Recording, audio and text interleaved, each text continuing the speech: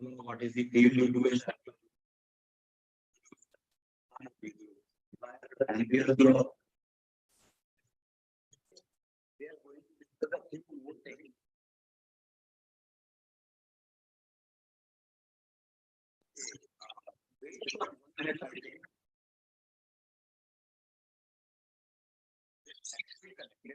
It is actually connected.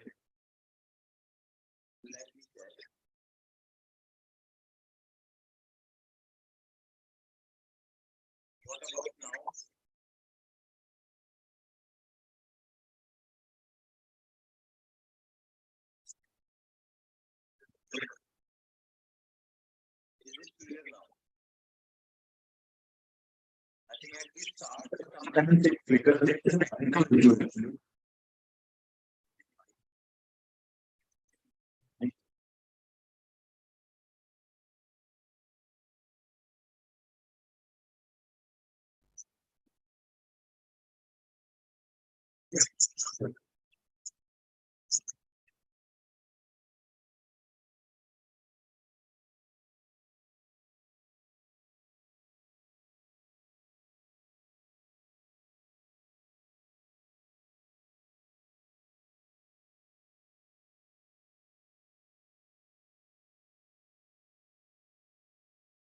What about now?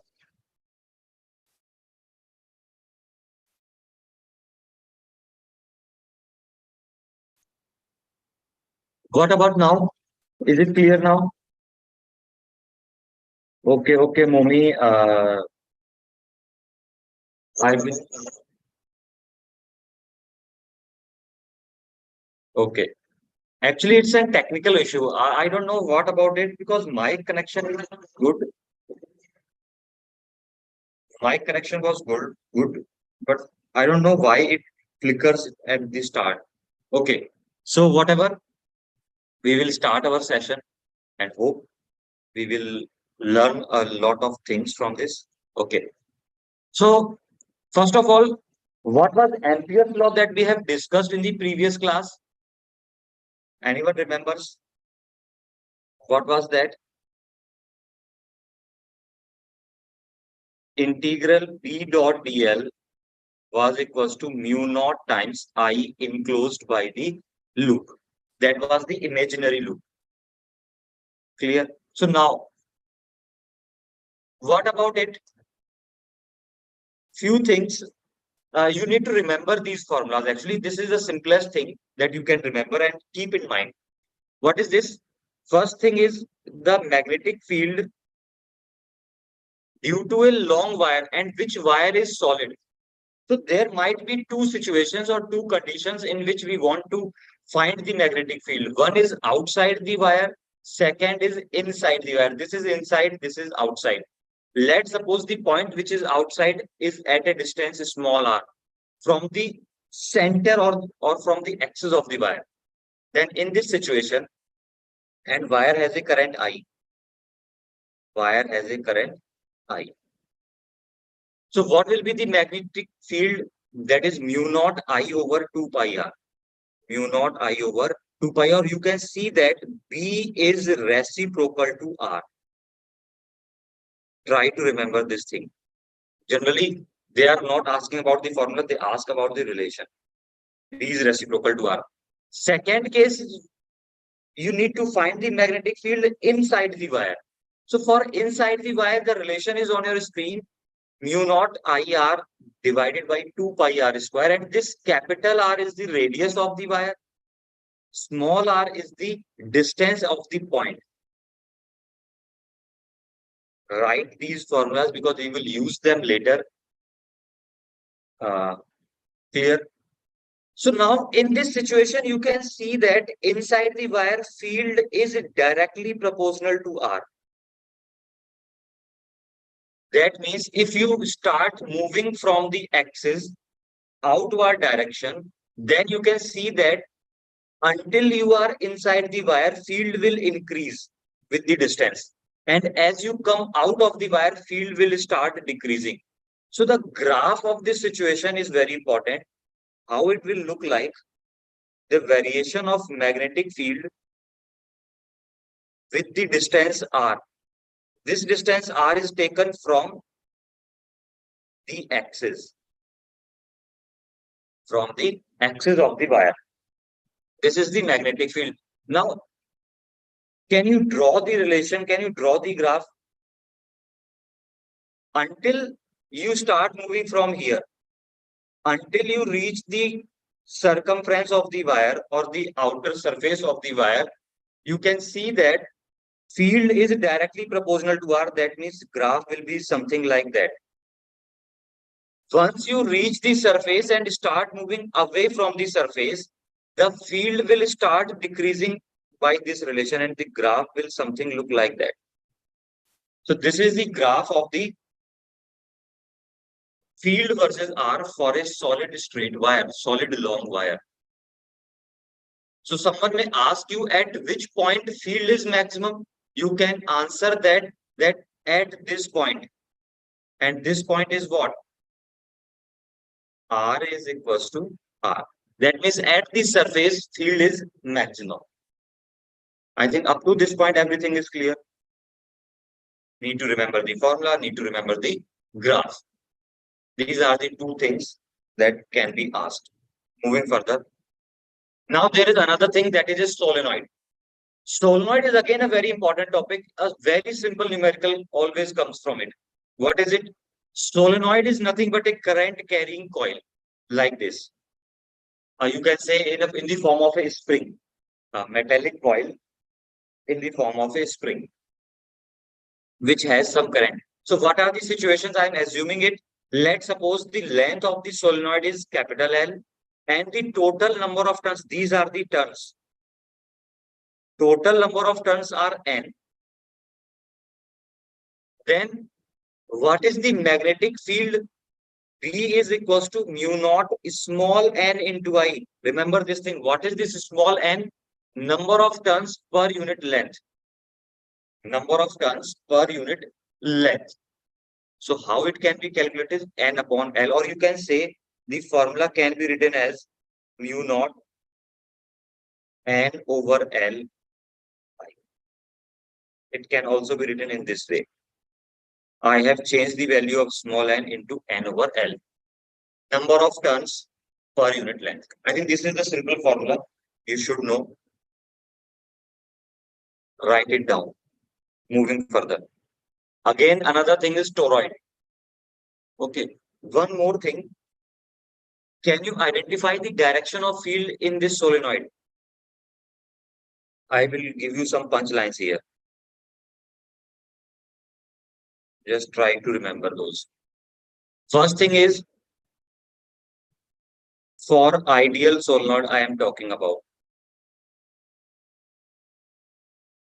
What are the punchlines? Number one is field outside it is zero. First thing is clear, magnetic field outside it is zero. Second point, inside is uniform. Field inside the solenoid is uniform. Each and every line is important. What happened? Next. Now, you can see that if you have a solenoid, then this is the inside part of the solenoid. This is the inside part of the solenoid. And these are the edges, or the, you can say, end points. This is the end and this is another end. So these are the ends of the solenoid. So what is most important, that magnetic field at the ends is equals to field inside divided by 2. This is a very important relation. I will say you must remember this. What is the meaning of this? That if you know the field inside the solenoid, then what will be the field at the ends of the solenoid? It will be half of the field inside. It will be half of the field inside. Another thing, direction of field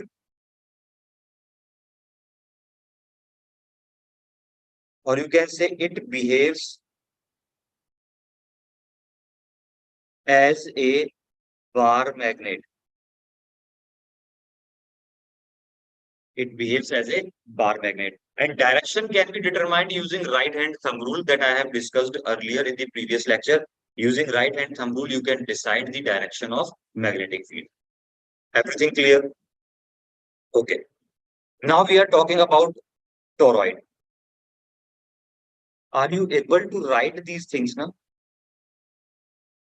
Okay. Now, what is a toroid? You have a spring. You know the spring. You have a spring, and just what you do, just join the two ends in a circular way and make a round shape. So it will become a toroid. What is this?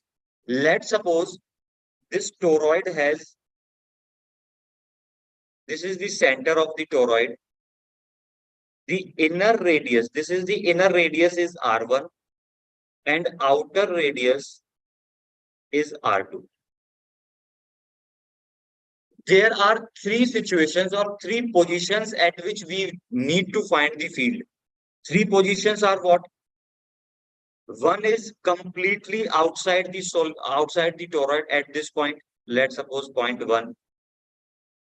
Another is between the coil of the toroid, that is point 2. And another is well inside the toroid, that is point 3. So these 3 points, out of these 3 points, what I'm saying that just outside and inside field is 0.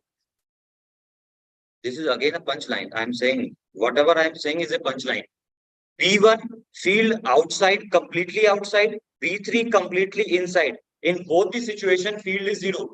But what is the field in the coil or between the coil is on your screen mu naught Ni over 2 pi r.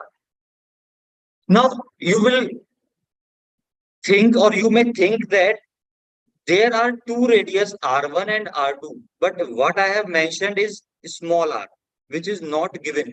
So what is small r? Small r is the average radius of the toroid. Average radius is what? R1 plus R2 by 2. R1 plus R2 by 2. So what is the relation? Mu naught Ni over 2 by R. Again,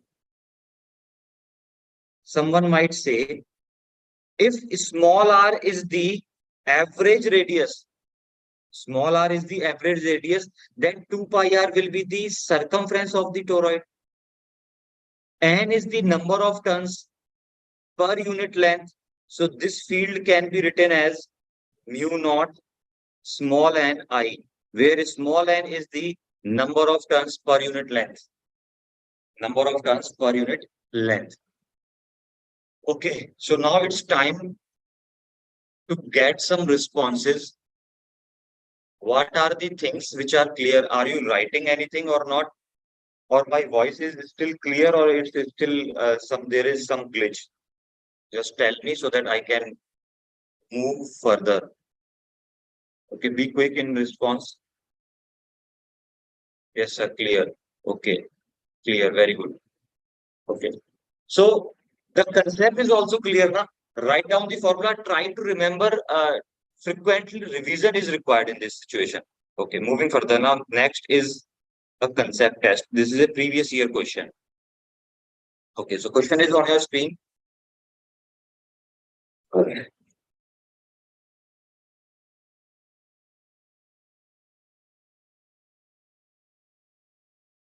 Try to read it out. I am reading it for you. Very good, Dina. It's clear, I think. Two toroids. There are two toroids, 1 and toroid 2, have total number of turns 200 and 100 respectively. Okay. So what is given? N1 is 200 and 2 is 100. We can get this information. With average radius of 40 and 20. That means average radius of first is 40 centimeter and of second is 20 centimeter. If they carry the same current, current is same. the ratio of magnetic field along the two loops is, what will be the ratio of magnetic field? So for that, you should remember the formula of magnetic field of a toroid. Okay, Deepak Mane is saying 1:1. Okay, let's check. Field of a toroid is mu naught Ni divided by 2 pi r. Now, whenever you want to calculate the ratio, what you can do, write down the formula of which you are calculating ratio. So B is formula is here. Now identify the constant terms in it. Mu naught is a constant. 2 pi is a constant. And according to the question, they carry the same current. That means current is also constant. Now what you can see that B is directly proportional to N and reciprocal to small r. So you can write B1 over B2 is equals to N1 over N2 into R2 over R1. Now place the values. If I place the values, B1 over B2 is equals to, that is, N1 is what? 200 divided by N2 is 100. R2 is 20 centimeter. This is 40 centimeter. Can you see that everything 22, 200, 200. So B1 is to B2 is 1 by 1. Very good, Deepak. Option D. Veena is saying option D. Veena, I think you made some mistake. It's option number A. Very good, Deepak.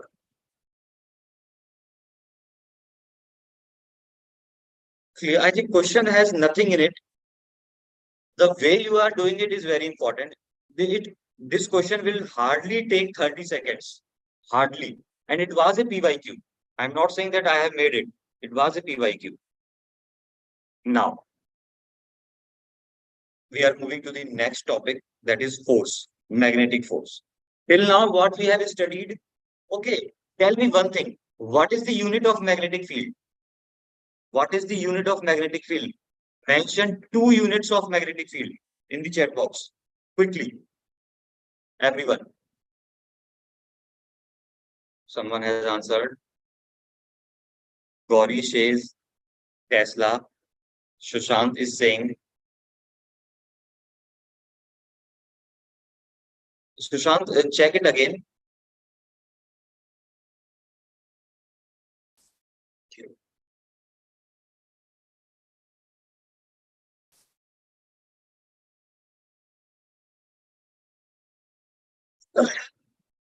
Force on a moving charge. Very good. Tesla is very good. Sushant, please check it again and comment again. I'm waiting for your response. Cross check it. Okay. Force on a moving charge. What is the situation is, let's suppose they are saying that there is a magnetic force. There is a magnetic field present in any surrounding. Very good, Hetri. Weber per meter square. There is a magnetic field and the charge is moving in it. Charge is moving in it. Then the magnetic force on this charge is QV cross B. QV cross B, or if you open this cross product, what you will find, F is equals to QV B sine theta, where theta is the angle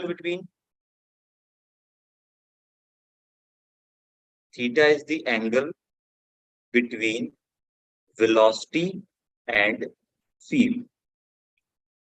I think the statement is clear. You need to remember this formula QV cross B. Now another thing, force is a vector quantity. Then there must be a direction of this magnetic force, and this direction is again depends on the product V cross B. That means, listen to my words, I am not writing it again. This direction depends on the cross product V cross B. This product gives us the direction. And how to find the direction? For this, what you need to do, you need to place the fingers of your right hand in the direction of velocity. Again, I'm saying, you don't know how to find the direction, just listen to me. What you need to do, you need to place the fingers of your right hand in the direction of velocity. Clear? Second step is curl your fingers towards magnetic field, and the thumb will represent the direction of magnetic force. Like this, in this situation, in this diagram, uh, first of all, I will give you an example. There might be a mirror image effect. So what I am doing that the velocity is in the positive x direction. This is the velocity now. So I will put my right hand fingers in the direction of field, in the direction of velocity. That is in the right direction. The magnetic field, according to the question, is into the plane. So into the plane means I will curl my fingers in the inward direction and the thumb will go upward. This thumb will represent the direction of magnetic force. So in this charge, magnetic force is in the upward direction. Magnetic force is in the upward direction. Now there are few punchlines.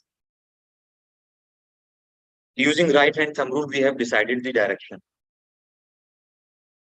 Zoom ID, uh, Zoom ID.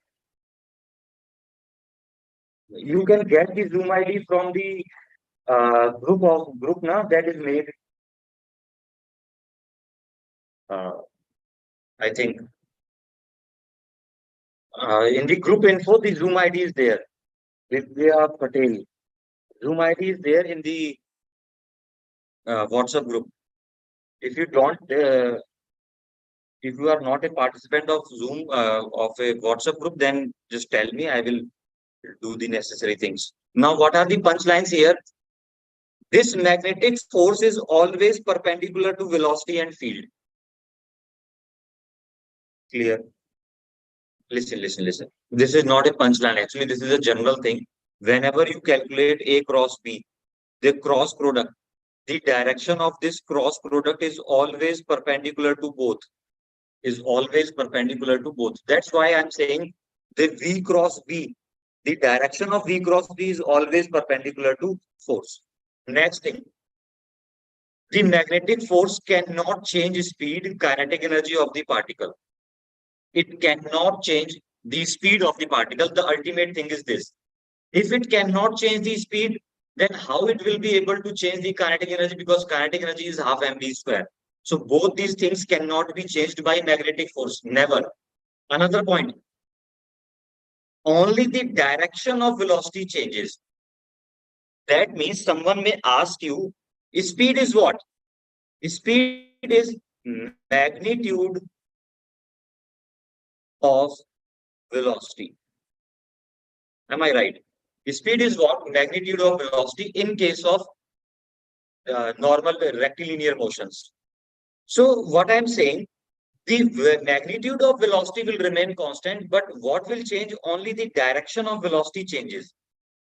Another thing, work done by the magnetic force is zero. When charges move parallel to the field, then force is equals to zero. This is again a very simple situation that I will explain. Let's see. Let's see.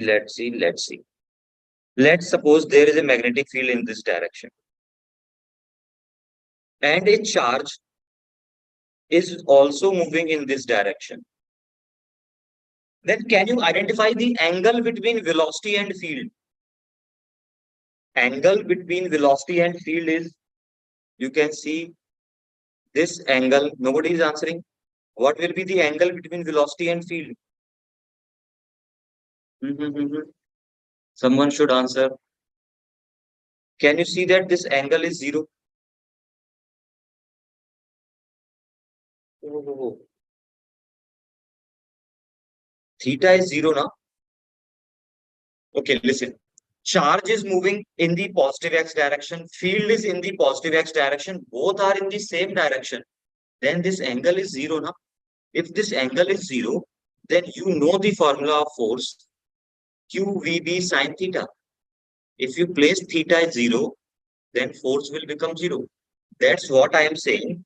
When charge moves parallel to the field, then force is 0. Magnetic force is 0. This is nothing. This is not a punchline. This is general thing. You should know that what is the meaning of theta. Okay. Now there on the next slide, there are few basic questions. You need to answer the directions. Find the direction of magnetic force in 4 situations. There are 4 situations, 1, 2, 3, and 4. Okay.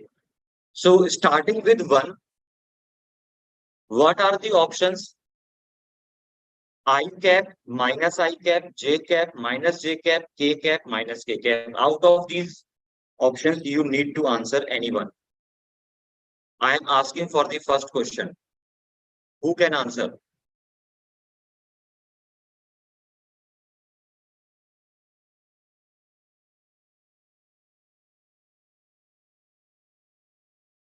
Okay, tell me about the direction thing, because this is not an easy part. But if you know the direction, you know the right hand thumb rule, then it will be easiest for you. Right now, I am facing a difficulty. I don't know whether my mirror image is visible to you or what. So I am a bit confused about that. Let's suppose I think my mirror image is there in the screen. I can see. I have raised my right hand and it's visible as left hand. So these things will create an error in your mind. So I'm not explaining in that way. Okay.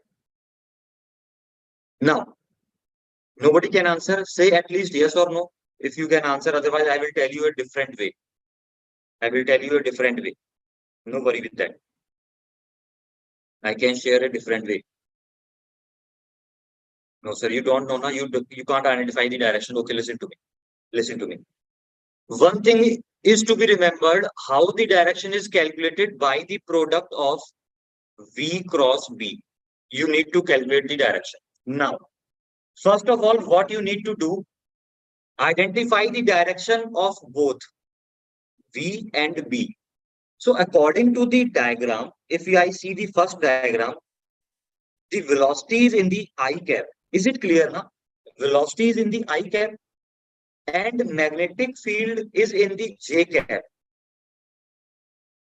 Is it clear? First two steps are clear. First step is direction of force can be decided by V cross B. Now, second step is identify the direction of velocity and field. Velocity is in the positive x direction, that means I cap. Field is in the positive y direction, that means j cap. Now, you need to find the direction of I cross j. Now, listen to me. There is a standard rule for calculating the direction. Let's draw a circle. I, j, and k. I have given a direction of to this circle. If any two quantities you calculate the cross product, then direction will be the third quantity. For example, listen to me. If I calculate I cross j, then direction will be the third one, that is k. Listen to me. If I calculate I cross j, then direction will be the k cap. If I calculate j cross k, then direction will be the third one, remaining one, which is I cap. If I calculate k cross I, then direction will be the j cap. Is it clear that if you get the cross product of any two, then direction will be the third one? One thing is clear. Now, second step that you should remember, what is this? If you move in the direction of the arrows, then the direction will be positive. But if you move in the direction opposite to the arrow, then the direction will be negative. Now, what is it? What is the meaning of what I am saying? Listen. I will need to erase this part after that because we need to solve the given questions as well. So what I'm saying, opposite to the arrow if I move, if I say I am calculating J cross I am not calculating I cross J. If I write J cross I, then it will be the third one that is K, but negative K because you are moving opposite to the arrow. Can you identify these things? The concept is clear.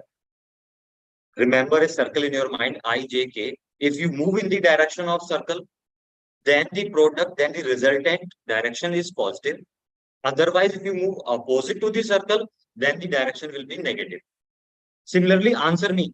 If I calculate I cross K, what will be the direction? Very quick. If I calculate I cross K, what will be the direction? J. Is it plus J or minus J?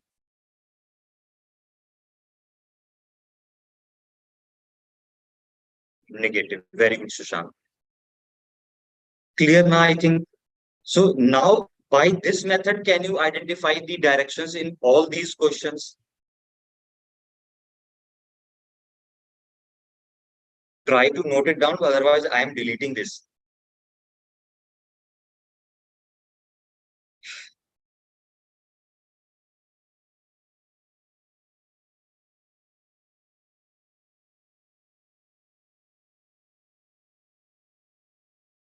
Okay.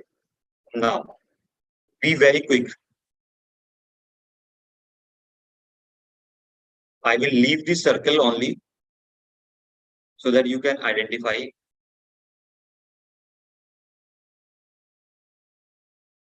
This is I, this is J, and this is K. Now, for first question, what you need to calculate? V cross B, velocity is in the I cap, magnetic field in the J cap. So I cross J is what? K cap. The direction of field is K cap. In the second question, be very quick and be responsive, be alert. In the second question, velocity is in which direction?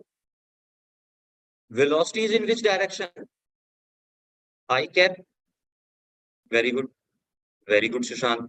And magnetic field is in which direction? Magnetic field is inward.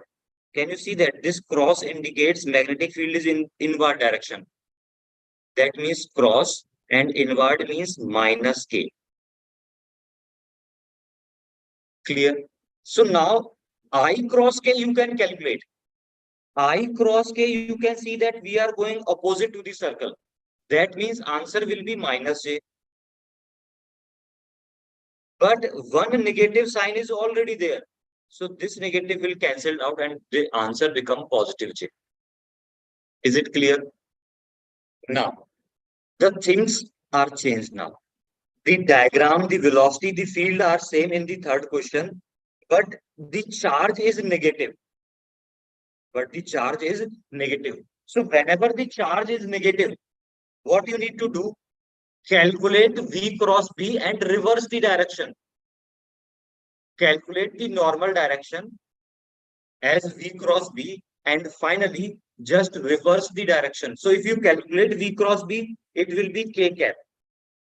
But due to this negative sign, you need to reverse the direction. So it will be minus K cap. Very good.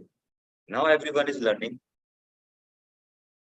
Next thing is in this question, again, the charge is negative. So what you will do this with this charge? The direction of V cross B is J cap. We have seen. But for negative sign, you will reverse it. So it will become minus J cap. Very good.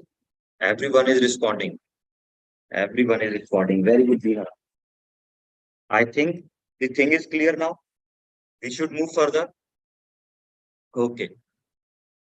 Okay, now tell me one more thing. One more thing I'm just asking. I think it is easiest part. In this question, what is the angle between V and B? What is the angle between V and B? Theta is. Can anyone answer? In second question, what is the angle between velocity and field? Theta is what?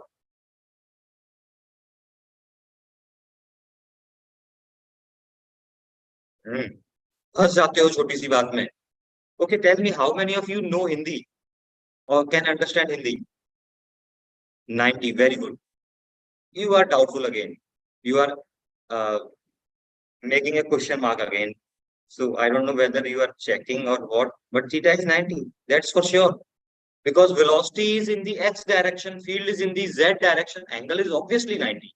So you need to think it very quickly. Don't take a lot of time. 90, very good, Veena. Okay, moving further. There is a concept test. Now, this is again a PYQ. Read out the question. Question says, there is a uniform electric field and a uniform magnetic field, and both are acting along the same direction in a certain region. That means let's draw a diagram. In a region, there is an electric field and there is a magnetic field. Both are acting in the same direction. Sushant, answer it. Sushant and one more person is there. Uh,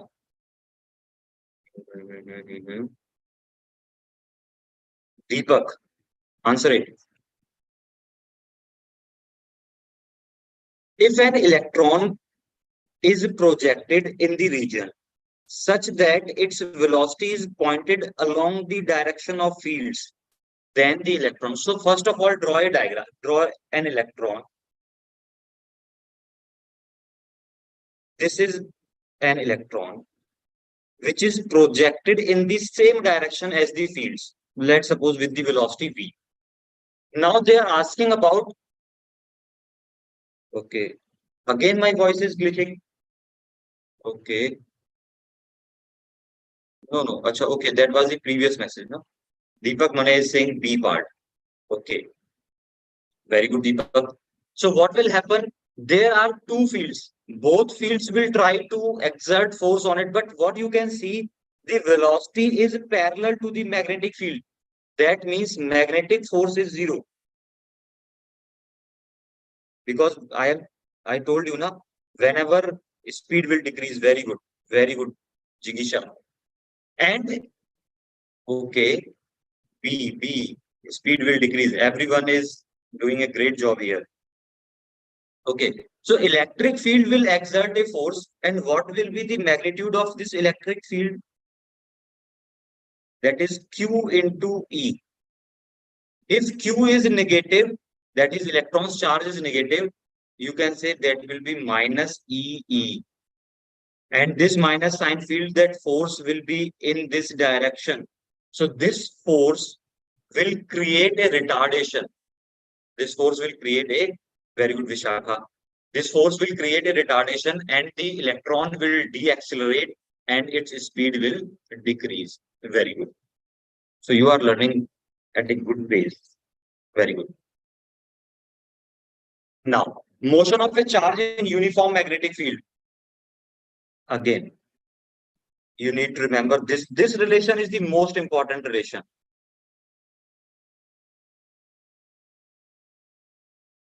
Repeat for the fourth. Okay. Going back. Okay. The force, let's suppose, again, think about it. Let's suppose there is an electric field E. I am not telling about this question. I am telling you a general truth. This is a charge Q. This charge is placed in the electric field. Then this electric field will exert a force on it. What will be the magnitude of this force is Q into E. This is the golden relation that you should remember, that what is the force on a charge in an electric field, that is Q into E. Direction of this force towards field if Q is positive. If this charge Q is positive, then direction of force is towards the field. But if charge Q is negative, then you need to put a negative sign here. No? Then this negative sign with the vector will become opposite to the field. Again, you can say opposite to the field if Q is negative. Now, in this situation, this is an electron. which has a negative charge, that is minus E. So field is in the right direction, but due to this negative charge, the force on it will be in the left direction. So if someone is moving in the right direction and someone is pulling it in the left direction, then its speed will decrease. So charge was moving in the positive direction, force was in the left direction, and so due to this opposing force, the speed will decrease. Uh, I think the question is clear now.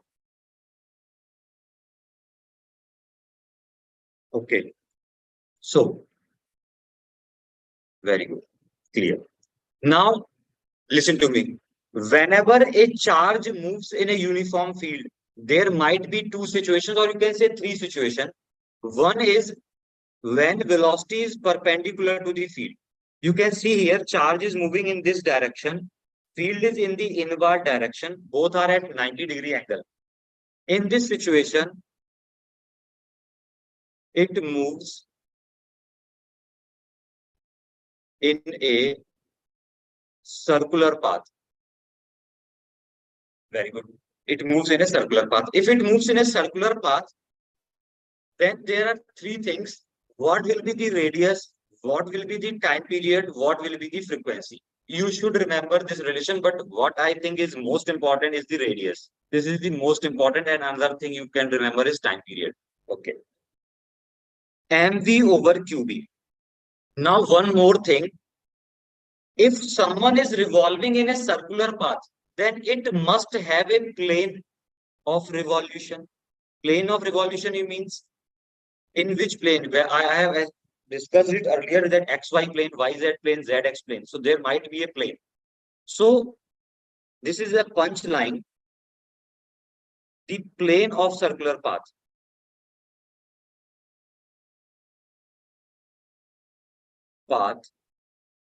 will be perpendicular to the magnetic field. Again, this is a punchline. Every punchline is very important from your for your exam point of view. What I'm saying, let's suppose in this situation you can see magnetic field is in the Z direction. Can you see that? Magnetic field is in the Z direction. Then the circular path will be perpendicular to Z direction, and perpendicular to Z direction, the plane will be, there are only three axes, na, X, Y, and Z. So perpendicular to Z, what? XY plane. XY plane. So you can identify the plane very easily, and this is the most important thing in this. Again, if I ask you, tell me the plane, let's suppose, I will change the pen color. Let's suppose field is in the X direction. Field is in the X direction. Then in which plane the circular path will be? In which plane it will revolve? In which plane it will revolve? YZ plane. Very good, Gauri Lakshmi. Very good. Okay, so I think it is clear. Now, one more thing. Now, just tell me. Field is in the X direction. Velocity is in the negative X direction. In which plane it will move? In which plane it will move? Now, you are stuck.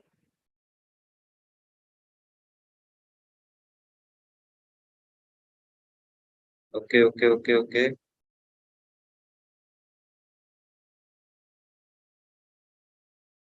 Nobody is answering. The question is, magnetic field is in the positive X direction, velocity is in the negative X direction, then what will be the path?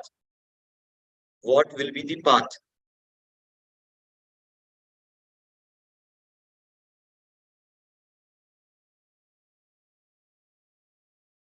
Zero. Okay. Okay. One thing to be very clear, this circular path will be only when the particle moves perpendicular to the field. When the particle moves perpendicular to the field, in this situation, you can see this magnetic field and velocity has an angle 180 degree. If the angle is 180 degree, then force is still zero. That means this particle will continue to move in this direction. Nothing will happen. It will move in a straight line as it is. Straight line. It will move in a straight line. It will move in a straight line. So this is a question that is created for your confusion. Nothing else. This is the simplest thing. I think everything is clear now. Moving further. Another thing, motion of a charge in uniform field when velocity is not perpendicular to the field. Let's suppose velocity makes an angle. Let's suppose velocity makes an angle like this, V. If velocity makes an angle, then you can see we can divide this velocity, or let's suppose this angle is theta. We can resolve it in two components. Let's do it. One component of velocity will be V cos theta. Another component will be V sin theta. Another component will be V sin theta. Out of these components, you can see that this V sin theta is perpendicular to the field. And this V cos theta is parallel to the field. So I have named it as V perpendicular and V parallel. Now again, you know that from the previous discussion, what is this? Whenever velocity is perpendicular to the field, it will make a circular path. In which plane? In the plane perpendicular to the field. So this electron or this charge will move in the circular plane in the YZ plane. And this V cos theta will provide it a horizontal velocity, and the ultimate path will be something like that. And this path is known as helical path. So what will be the resultant? It will follow a helical path. It will follow a helical path. What will be the radius? Who is responsible for providing the circular motion? This perpendicular component. So radius will be R is equals to M, and which component you should use? Perpendicular component of velocity. So R can be written as M V sin theta divided by QB. That's it. I think everything is clear now. Okay, we can move further.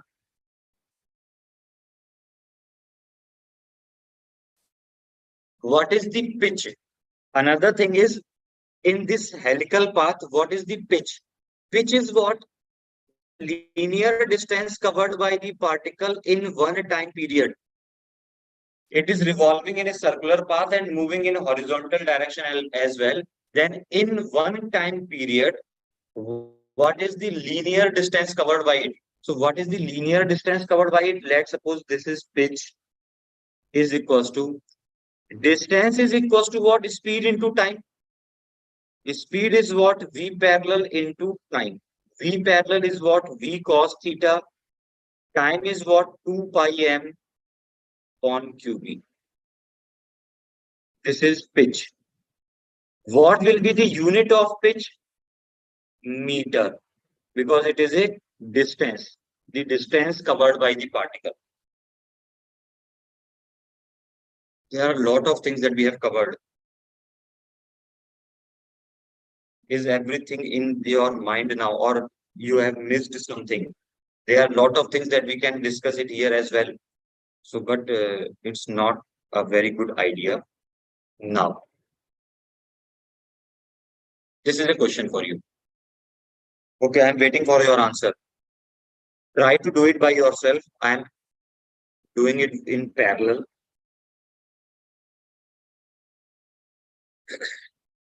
Question says, Dina, just try to answer.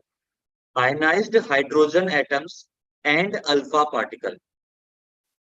with same momentum is momentum, enters perpendicular to a constant magnetic field, the ratio of their radius will be. Okay, so there is a hydrogen atom, ionized hydrogen atom. If you see what is ionized hydrogen atom, can you see it is a proton? Okay, someone has answered. Deepak Mane is very quick to answer, that is B. Okay, let's check. Okay, so ionized hydrogen atom is nothing but proton and alpha particle. So they are talking about these two things. What is alpha particle? Anyone knows that what is alpha particle? Deepak, what is alpha particle?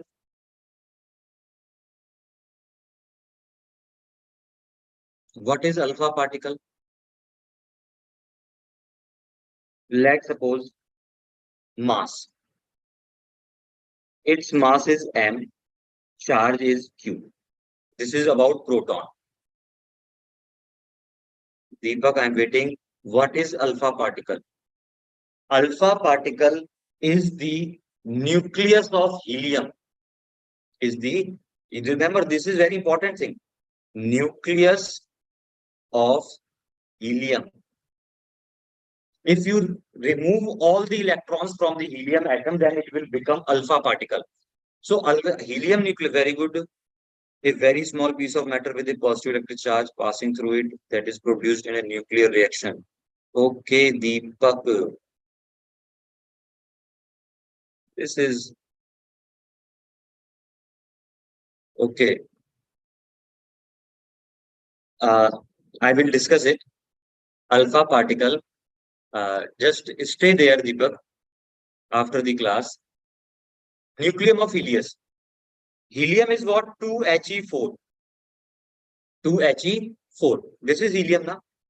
So if you talk about it has two protons and four nucleons. So mass will be 4m and charge will be 2q. This is what alpha particle. For alpha particle, mass of the alpha particle is 4m. This is most important thing I am telling you. And the charge of the alpha particle is 2q, where q is the charge of the electron or whatever you say, proton. This is the proton. Now, what is radius? Radius is r is equals to mv upon qb. Is it now? Now, in this situation, I have told you whenever you want to calculate the ratio, identify the constant things. They are moving with the same momentum. Moving with same momentum, that means complete momentum is same. And again, in a constant magnetic field B, that means B is also same. What will be it? That means R is reciprocal to Q only. That means R1 over R2, or you will say R proton over R alpha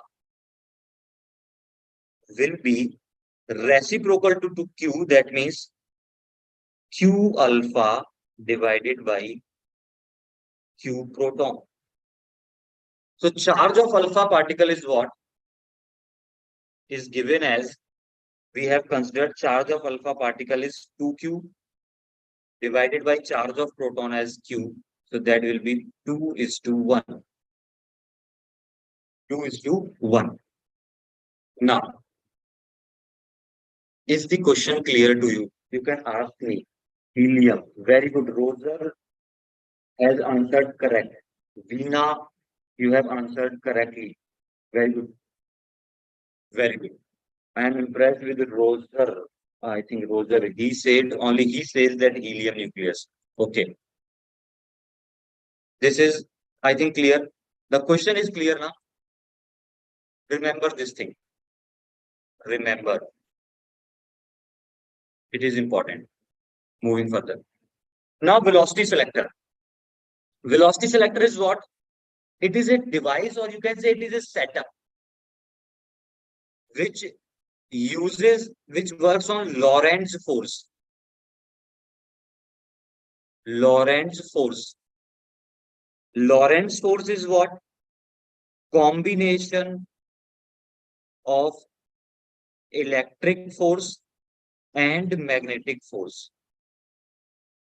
That means when these two forces acts on a particle simultaneously, then this combination is known as Lorentz force. So velocity selector is a device which is based on this Lorentz force. Another thing, it is a device which is used to uh, pass particle or it allows the particle of certain velocity to reach the target. Let's suppose there is a target. So particle with a certain velocity can reach the target and all other particles will be rejected. So what is the condition? Only those particles which have a velocity E is to B will reach the target or will move without any deviation. Will move without any deviation. So just don't get confused with lot of things. What I'm telling you, particles moving with this velocity, means that mentioned above will follow a straight line path. Will follow a straight line path. So the what you should remember here that whenever you see two fields, that is electric field and magnetic field in any question, this is the conceptual thing I am telling you. Whenever you see two fields, one is electric, one is magnetic field, both are there in a question, and they are saying that charge particle moves without deviation. This like the statement of the question is like that the charge is moving without any deviation and both the fields are present in the question, then you should use this formula V is equals to E over B. V is equals to E over B. Any two will be given and one will be asked. That's a very clear-cut question. Is it clear? Should I move further? Cyclotron. It is another very good thing. Cyclotron is what? It is used to accelerate the charged particles to very high speed. One thing is clear, cyclotron is used for what? It is used to accelerate the charged particles. Now, what is this? I think you know the construction from your board examination, so I don't need to discuss it. If you will ask, then I will discuss only. Now, what will be the cyclotron frequency? Relation is on your screen. These two formulas you should remember. Okay. These two formulas you should remember. Now I will give you a simple glimpse of this, what's happening here. If I say with this pen, let's suppose a charged particle is here. You can see these are two metal hollow sheets in the shape of D. D-shaped conductors are there. So whenever there is an electric field between these two Ds, which is created, an electric field is created. And inside the D, there is a magnetic field in this direction. This is the magnetic field. What I'm saying, there is a magnetic field and there is an electric field. So the magnetic field provides a circular path. On the next screen, I will write the magnetic field. This is again a punchline. Magnetic field provides circular path to what? To the particles. And another thing, electric field accelerates those particles.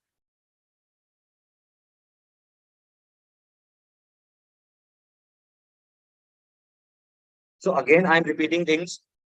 Whenever a charge is placed in this cyclotron between the Ds, it starts moving and the magnetic field moves it in a circular path while the electric field accelerates it, and this acceleration is created only in this gap.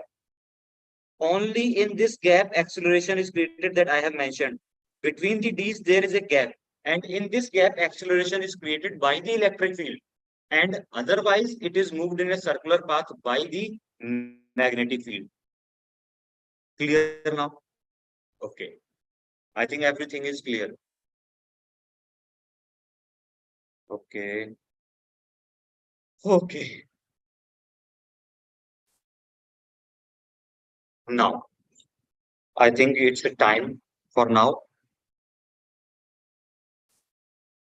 I will share the entire sheet with you so that you can practice things. Now it's time to end the session.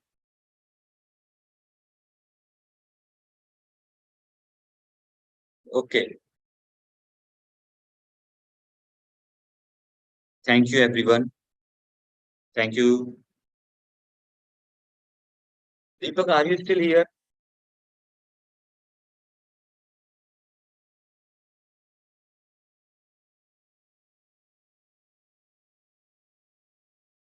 Okay, now everyone can end the session. They can leave.